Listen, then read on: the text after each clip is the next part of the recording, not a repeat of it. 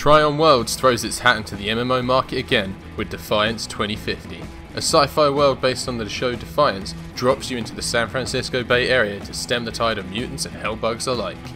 All players must climb from a crash-landing arrival to all-powerful Ark Hunter by grinding for weapons, vehicles and all sorts of customization. With quests and mobs galore to keep you busy, this world welcomes casual and serious players alike. But how much has changed since this title's original 2013 launch, and is it worth the time? To answer that, here's 3 of our favourite and least favourite things about this returning MMO.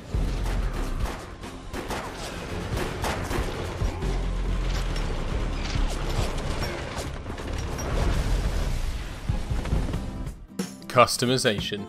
Whether you're looking for a Mad Max style survivor to a Vortan warrior clad head to foot in power armor, Defiance has it all.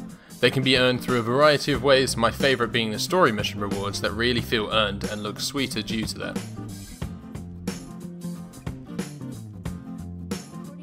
When I first saw Defiance 2050, I assumed a sequel, and I was disappointed to see it was a re-release, but I gave it a chance to see what was new to the table, and the answer, not a lot. The graphics feel slightly up-resed, but honestly playing 4K graphics on PC didn't feel all too different than I remember it looking on my Xbox 360 back when it first launched. Yes, I bought the original, I liked the TV show. There's a few minor mechanical changes, but not enough to add to the 2050 to be honest. If anything, Defiance 1.1 might be more accurate. Easy to navigate.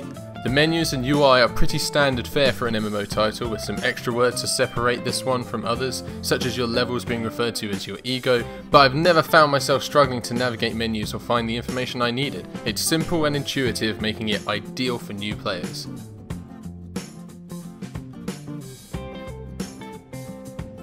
Rinse and repeat. The missions consist of very similar objectives. The variety is limited to say the least. There's a fair range of side activities such as multiplayer and races, but for questing MMO players you may want to look elsewhere because the same 3 types come up. Fetch, hold the area, or interact with a series of objects, or a mix of the 3. Vehicles. The vehicles make for both super fun in-game mechanics, making ridiculous jumps and even being able to go from place to place with some real flair, but also makes transport stand out from other MMOs. In WoW you'd simply be able to ride or fly on something that looks cool. In Defiance however you can play out a scene from Mad Max and Fast and the Furious mushed together with plenty of visual changes between vehicles too.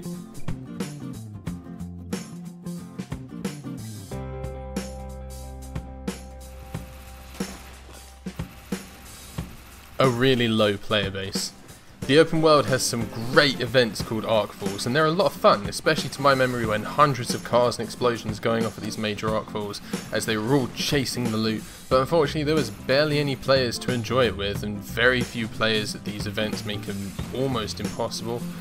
In summary, Defiance has some real potential. The world's fun, and the stamp you can make to stand out is great, but with little changes to draw players in is leading to a game without the numbers to support the events, but it is free and totally worth checking out, especially if you have some friends to bring along.